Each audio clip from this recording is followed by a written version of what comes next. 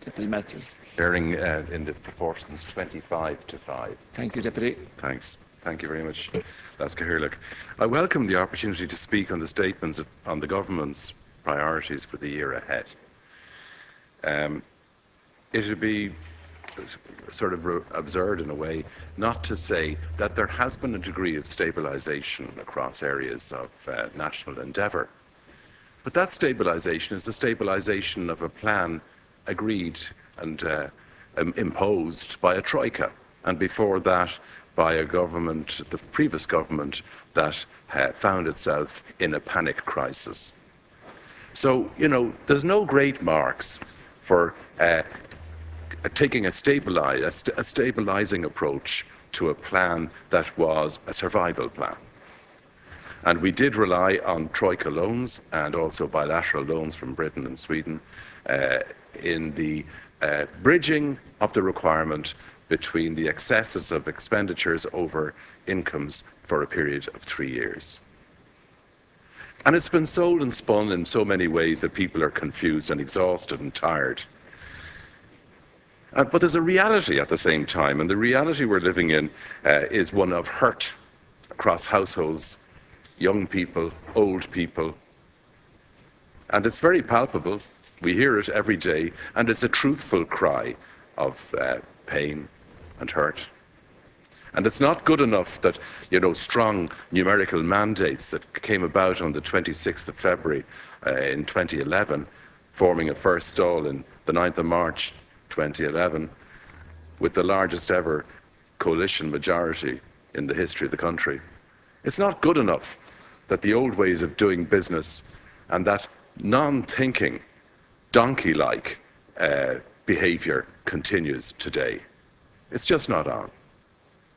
There's no imaginative, free thinking, challenging thinking, creative thinking, honest thinking, fair thinking by the backbenches of the two strongest government parties. It's embarrassing because they just come in and debate in one direction and vote in the direction they're told. The Shannon debate was a case in point.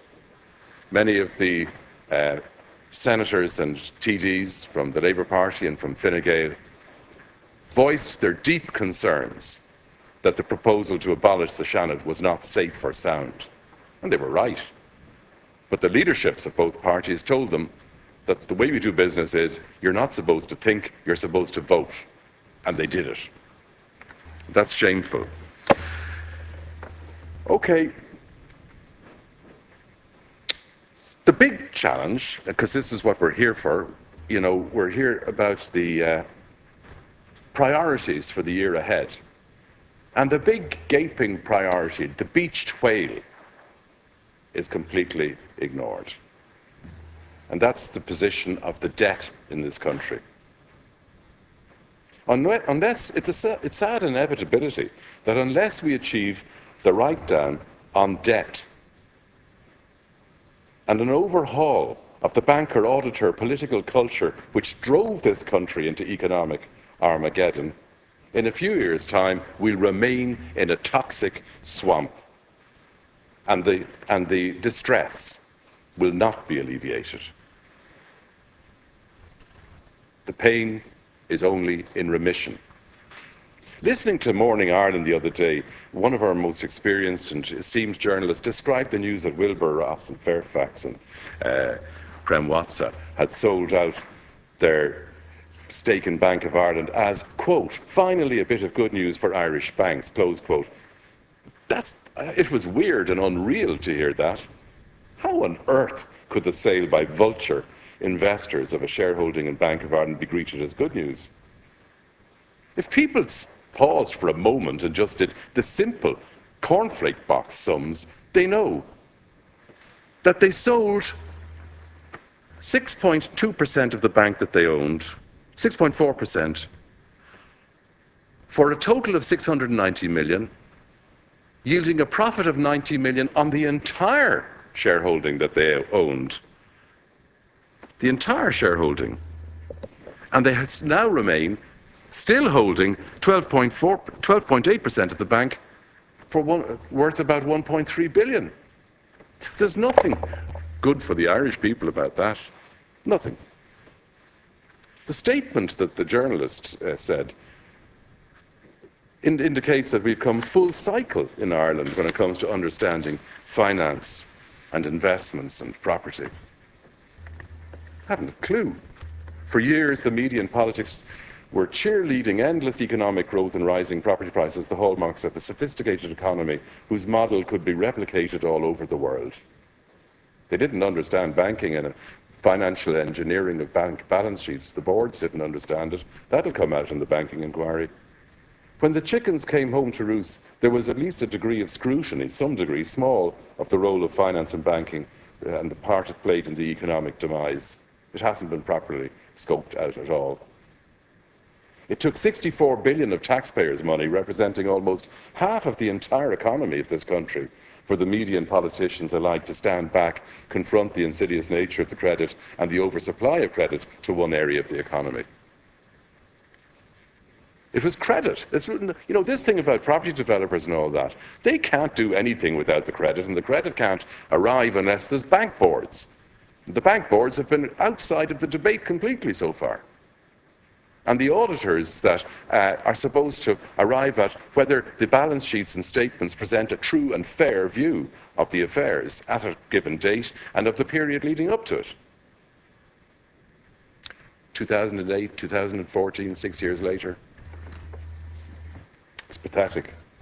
The deafening silence from the entire government, which represents 2/3 of the seats of this Dáil, the silence from the two major opposition parties, Fianna Fáil and Sinn Féin, to the announcement of Wilbur Ross's disposal of the shareholding Bank of Ireland, demonstrates that after 5 years, Irish politics has gone back to business as usual, and the establishment and the media.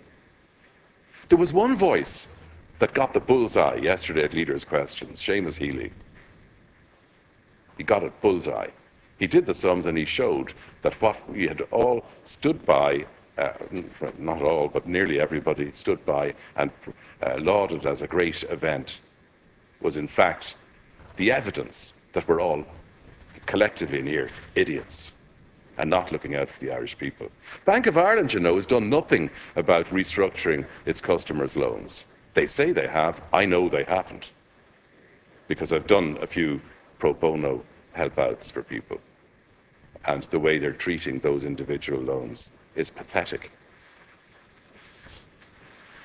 The idea is that politicians will look after politics and let the bankers look after the banks in the Wilbur Ross thing. The national broadcaster will report increasing share prices in banks as gospel evidence that a corner is being turned. No, it's not. Sure, look, we know. In Anglo, in January 2007, the market capitalisation of that bank was about 10 billion or something, and it was lauded as the best banking model in the world by Oliver Wyman, who were going to do the Eurozone bank stress tests in a few months' time. And we know that Anglo collapsed with the same balance sheet, bar nothing, a year and a half later, showing losses of 35, 36 billion. In fact, I think it's 40, but anyway, 35 billion. So the difference between what the market thought it was worth and the reality discovered about 3 years later was a gap of, 45 billion. That's how clever markets are. So when you look at, saying increasing share prices tell you how good the economy is and how the corner is being turned, don't forget it. The vulture investors are now departing our seas. That means our banking system and culture is improving. Really, we want to wake up and smell the coffee, because there's still too many families hurting. That's why I get annoyed. It's justified annoyance. It's justified anger at the standing back and not doing something about it, not getting real, doing the homework and advocating that homework. It's too easy to go around to all these events, EPPs today and so on, and congratulate and so on. It's not on. The debate's over. We're not getting a write-down. June 2012? Separating bank debt and sovereign debt. It's not bank debt in the normal sense. It's losses of a banking system, now labelled debt. Why should the Irish people be loaded with all the losses of a private banking system or a capitalist markets banking system? It's wrong. But if we're told there'll be a separation, and this is what the germs lead, we will recognise retrospectively the separation of bank debt and sovereign debt. Losses. Losses. Yeah. And then, it doesn't matter that we're told, because the bond yields are down. The bond yields are down, they're cheap. The focus now is on getting the Irish people to spend more money and get properties rising again. I mean, that is pathetic. When Wilbur Ross, Fairfax, Kennedy and Wilson came to these shores, the type of green that filled their heart was not the shamrock we'll all be proudly wearing in a few days' time. The green they desired was the green that they'd see on Benjamin Franklin's face imprinted on the front of it, on the dollar. Does anyone in this House or outside this House seriously believe that Wilbur Ross, Kennedy Wilson give a damn about this country or its economic recovery? They're not the Chuck Feeney philanthropists. These people are cold, hard, calculating capitalists in search of high yields, high returns, and high risk. But in fact, they didn't get high risk. They didn't get high risk because the government presented them with with candy floss here. They took a gamble, and it wasn't a gamble, have tripled, in some cases quadrupled, and even further above quadrupled their money on the country. They took the gamble because at every step of the way, this government reduced their risk and gave them sweetheart deals to cement their investments. Fact.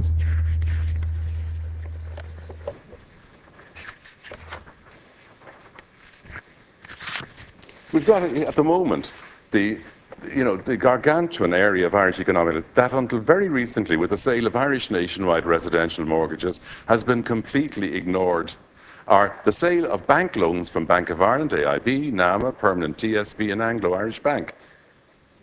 Not to mention the other non-domestic banks of Bank of Scotland, Ireland and Ulster. The loan sales that have been undertaken in this country and the transfer of wealth from domestic Irish owner to foreign vulture capitalists has been of the order of magnitude of 2/3 of the entire economy of Ireland. We spend weeks in this House debating the sale of state assets of ESB, National Lottery and Coillte. These asset sales collectively amount to a small fraction of the state-owned bank assets this government has sold at enormous discounts and losses to the taxpayers who own these banks. The Wilbur Ross fairy tale is a central component of these sales, which have all been but ignored by this House and the media alike. In the summer of 2011, Kennedy Wilson bought a business from Bank of Ireland that was responsible for managing borrowers' property loans. Much of these loans were UK commercial property loans. 1 month later, this same company was part of the private consortium that bought shares in Bank of Ireland. This private investment was fronted by Wilbur Ross and was widely regarded at the time as a sign of investor confidence returning to Ireland and to the Irish banking system. Behind the scenes, however, there was a much bigger play being fronted by Kennedy Wilson, and that concerned the main part of their own business, which is buying up bank loans. A few months after the Bank of Ireland private consortium investment, that's the money going into Bank of Ireland, the 1.1 billion.